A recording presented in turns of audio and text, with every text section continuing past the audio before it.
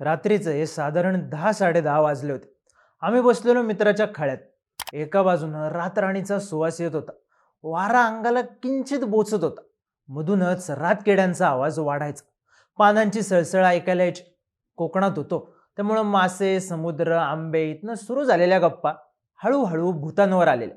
कोणाचा कुठला गण ससा दिसला की काय करायचं, चकवा खरंच असतोय का, हे गप्पांचे विषय. पण आमच्या नजरा खिळल्या होत्या समोरच्या एका वाड्यावर. त्या अंधारात उजेड फक्त त्या वाड्यातूनच येत होता. तेही एक सलग नाही. कधी उडल असं वाटणारा झिरोचा बल्ब कधी लागायचा, कधी बंद व्हायचा. आमच्यातल्या एकाला नेहमीप्रमाणे किडा उठला. तो म्हणाला, त्यांचा बल्ब गेलाय, चला सांगून येऊ. आता ही काय आमची कोकणात यायची पहिली वेळ नव्हती. त्यामुळे आम्ही बल्बवरच्या नजरा गुमान हटवल्या आणि आमच्या मामांना विचारलं, मामा त्या वाड्याचा काय विषय? मामांनी तंबाखूचा बटवा हातात घेतला. तेव्हाच आमचे कान गोष्ट ऐकायला तयार झाले. मामा म्हणाले, त्या वाड्यात कोण राहत नाही आता, 2-3 वर्ष झाली. आमच्यातला इस्टेट एजंट जागा व्हायच्यात मामांनी सांगितलं, आप्पाचा वाडा येतो. गावात कुणी पाहिली नसेल अशी श्रीमंती पाहिली त्या वाड्यानं. आप्पा आधी गडी म्हणून काम करायचा. त्यानं बायंगी आणली आणि नशीब बदललं. सोनं, नाणं, नोकर, चाकर सगळं पायाशी आलं. पण बायंगी उलटली आणि मग ना आप्पाची श्रीमंती राहिली, ना बायका पोरं आणि ना स्वतः आप्पा. लोक म्हणतात बायंगीची 20 वर्ष आहेत अजून, म्हणून दिवा पेटत राहतो. तुम्ही बायंगीच्या नादाला लागू नका. बायंगी म्हणजे विकत मिळणारं भूत. आजवर आपण कोकणातल्या भूतांच्या लय स्टोऱ्या ऐकल्या होत्या. कोकणातले आंबे, नारळ, कोकम जीव की प्राण असल्यानं खरेदी चिक्कार केलेली. पण शेठ, भूत विकत मिळतं म्हणल्यावर प्रश्न नंतर पडले, आधी घाम फुटला. थेट भूत विकत घ्यायचं किंवा द्यायचं म्हणल्यावर भूत घेणाऱ्याचा भूतावर विश्वास पाहिजे आणि त्यापेक्षा जास्त भूत विकणाऱ्याचा त्या भूतावर विश्वास पाहिजे. मग म्हणलं, हे बायंगी काय आहे, जरा खोलात जाऊन बघावं. ज्यांना ज्यांना बायंगीबद्दल विचारलं ते हसले किंवा चिडले. नंतर आधी त्यांनी संशयानं बघितलं. कुठून तरी ऐकलेल्या, कोणीतरी अनुभवलेल्या गोष्टींमधून लक्षात आलं, बायंगी हा एक भूताचा प्रकार. असं भूत जे भरभराट आणतं, तुमच्या इच्छा पूर्ण करतं. पैसा, सोनं, यश जे काय हवं ते मिळतं.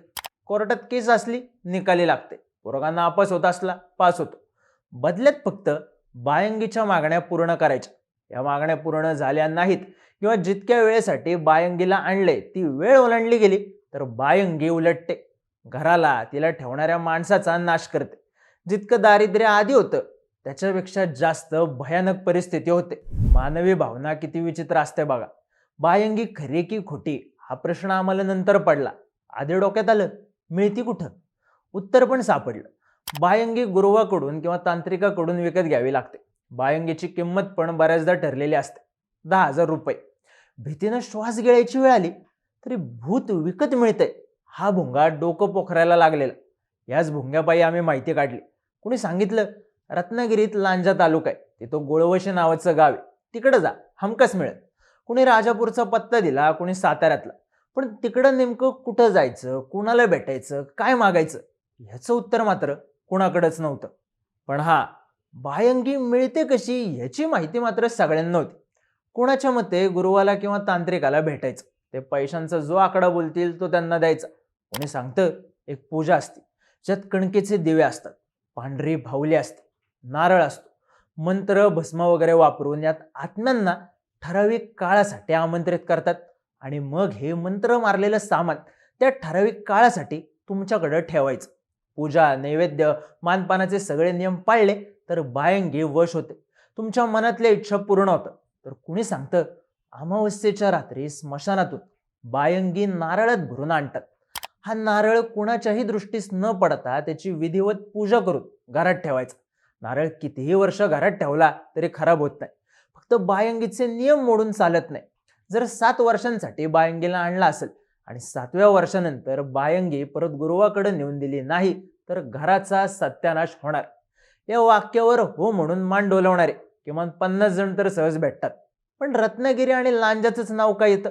याबद्दल आम्ही तिथल्याच एका भिडूला विचारलं. आधी बोलायला नाही म्हणला, मग सूममध्ये म्हणाला, ह्याचं कारण लोकांच्या भीतीमध्ये असावं.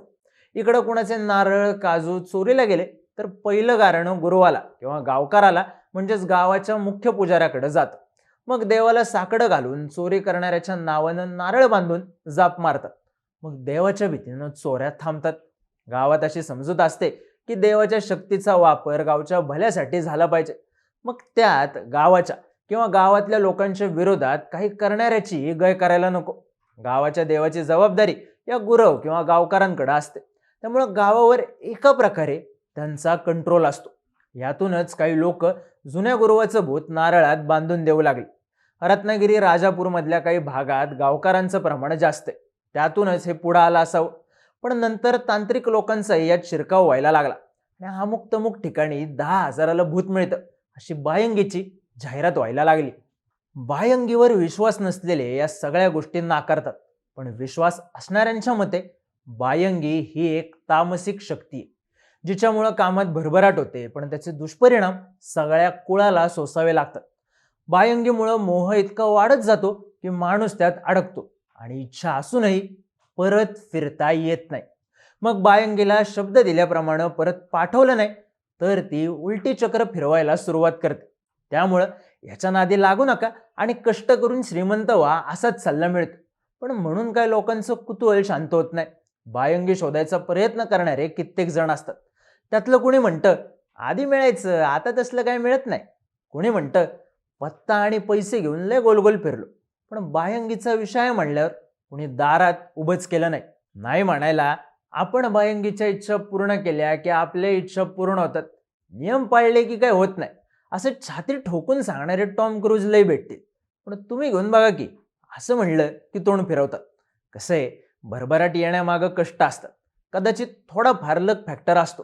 कोणाचं नशीब उजळलं की बायंगी आणल्याची चर्चा होते. तोवर पैसा संपत्ती हातात आलेली लोक खोळ्यागत वागतात आणि हातातलं घालवून बसतात. मग बायंगी उलटल्याच्या चर्चा आहेतच. बाकी 10,000त भूत कुठं विकत मिळतं हे ठामपणे सांगणारे नसले तरी या भूतापायी 10,000ला डुबवणाऱ्याला शिव्या देणारे लय भेटतील. बायंगीबद्दलची सगळी दुनियादारी करून आम्ही दुसऱ्या रात्री परत खळ्यात बसलो. सहज उत्सुकता म्हणून अकाउंटमध्ये 10,000 आहेत का बघितलं. आहेत म्हणल्यावर जरा उत्साह आला आणि तेवढ्यात समोरच्या वाड्याकडे बघितलं तर बल्ब लख्ख सुरू होता. एकदाही बंद न होता.